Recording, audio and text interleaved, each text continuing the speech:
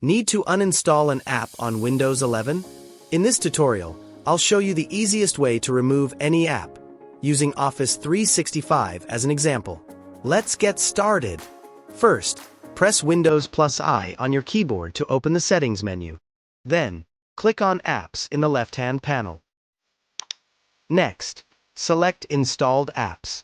Here, you'll see a list of all the applications installed on your computer.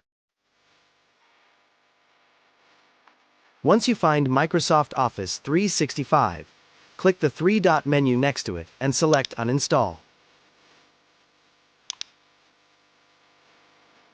A confirmation message will appear. Click Uninstall again to proceed.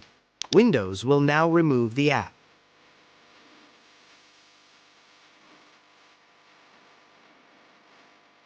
And that's it. You've successfully uninstalled Office 365 from Windows 11. If this tutorial helped you, don't forget to like this video and subscribe for more tech tips. See you in the next one.